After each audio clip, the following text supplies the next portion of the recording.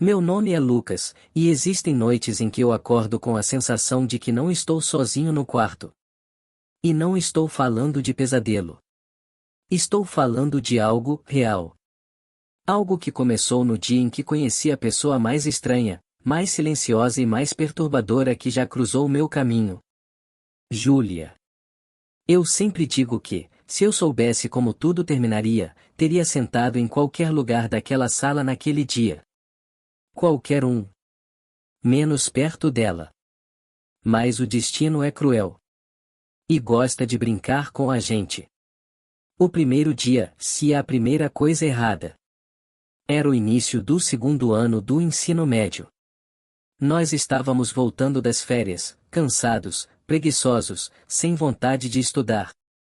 A professora decidiu organizar as carteiras por ordem de chamada. E Júlia era a última.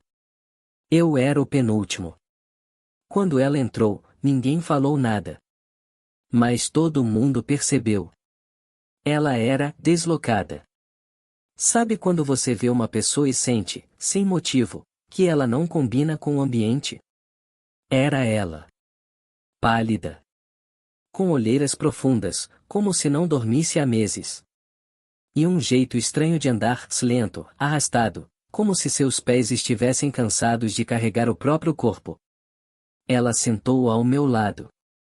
E no momento em que encostou a mochila no chão, eu senti um frio na espinha, daqueles que vêm do nada. Eu nem olhei muito para ela. Mas percebi que ficou encarando o quadro sem piscar. A aula inteira. A aula inteira. Foi só no final do primeiro dia que ela se virou para mim e disse: "Ele gosta de você." Eu franzi a testa. O quê? Quem? Ela piscou pela primeira vez. A sombra. Eu ri, mas não era riso de humor. Era riso nervoso. Que sombra? Ela inclinou a cabeça devagar. A sombra que me segue. A sombra que agora segue você. Eu achei que fosse brincadeira idiota. Mas não era. Não era mesmo. Os desenhos. Nos dias seguintes, percebi outra coisa estranha sobre ela. Ela vivia desenhando. Não desenhos bonitos, fofos, de flores, animais. Não. Ela desenhava a mesma figura, sempre a mesma. Uma silhueta alta, retorcida, sem rosto. Com braços longos demais. E a cabeça inclinada para um lado. Era como se ela estivesse tentando desenhar algo que ela via sempre, que se aproximava cada vez mais. Na quinta-feira daquela semana, ela desenhou o corredor da minha casa. Eu reconheci na hora, por causa da janela torta. E lá, no fundo do corredor, a figura negra. Mostrei o desenho para ela, tremendo. "Por que você desenhou a minha casa?" Ela sorriu pela primeira vez. E foi o pior sorriso que já vi. Porque ele esteve lá ontem. Meu sangue gelou. "Como você sabe?" Ele me disse. Eu tropecei na carteira, me afastei dela, quase caí. Mas a pior parte é que ele tinha estado lá. Eu tinha ouvido passos na noite anterior. Mas achei que fosse meu pai chegando tarde. Eu estava errado. Muito errado. A primeira madrugada, 3h11.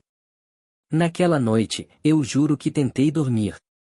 Juro que tentei. Mas às 3h11 da manhã, acordei sem motivo. Não foi barulho. Não foi pesadelo. Foi como se alguém tivesse me chamado, por dentro. A porta do meu quarto estava meio aberta. Toda a luz apagada. E por um segundo, achei que tinha alguém parado ali, no escuro. Olhos não. Rosto não. Mas uma forma. Uma presença. Algo torto. Piscou na minha frente e sumiu. Eu puxei o cobertor até a cabeça. Fiquei suando até amanhecer. Quando cheguei na escola, Júlia já estava me encarando antes mesmo de eu sentar.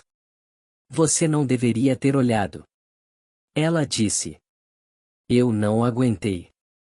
O que tá acontecendo? O que é isso que você fica falando? Ela fechou o caderno e sussurrou. Ele sabe que você viu. Depois daquele dia, nada mais foi normal. A situação fica pior, muito pior. A sombra começou a aparecer em reflexos. No vidro da janela. No monitor desligado. Na televisão preta. Até no espelho do banheiro. Sempre atrás de mim. Sempre torta. Sempre parada. E cada vez mais nítida. Às vezes, parecia que estava mais perto, como se estivesse me estudando. Júlia percebeu que eu estava ficando pálido, cansado, com medo. E um dia, no intervalo, me puxou pelo braço. Lucas, você precisa me ouvir. Ele não quer te machucar. Ainda. Ainda. Gritei. Ela continuou. Ele só quer companhia. Companhia. Eu não aguentava ser a única. E foi aí que eu entendi. Júlia queria dividir o fardo. Ela estava cansada. Desgastada. Assombrada há anos.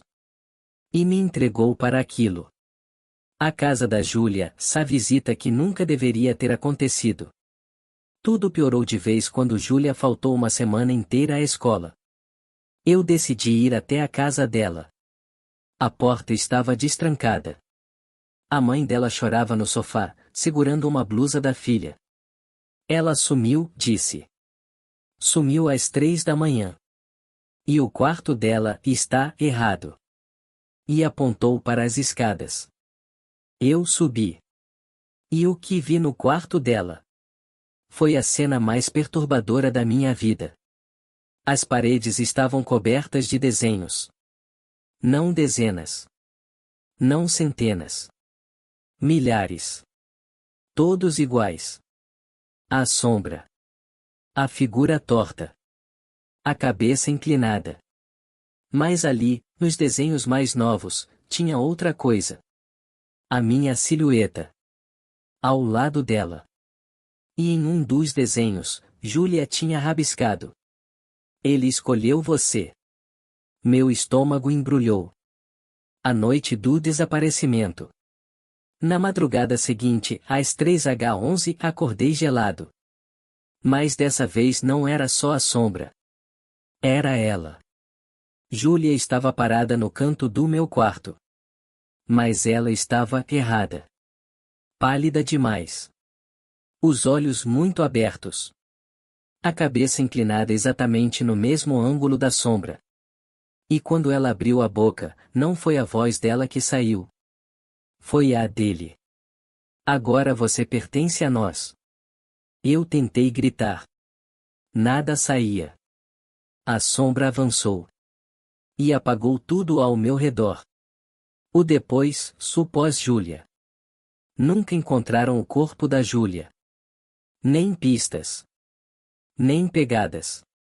A mãe dela mudou de cidade. As pessoas da escola preferiram esquecer. Mas eu não posso. Porque, desde aquela noite, a sombra aparece quando quer. De dia. De noite. No trabalho. No ônibus. No meu quarto. Às vezes atrás de mim. Às vezes do meu lado. O pior é quando ela aparece na minha frente. Torta. Respirando devagar. Como se esperasse que eu fizesse alguma coisa. E sempre às 3h11. A voz sussurra. Falta pouco. Eu sei o que significa. Júlia tentou avisar. Ela tentou dividir o fardo porque sabia que não conseguiria vencer aquilo sozinha. E agora eu sou o próximo. Daqui a algumas noites, talvez você veja algo assim também. Porque ele gosta de quem escuta essa história. E se você leu até aqui, já é tarde demais. Ele já sabe seu nome.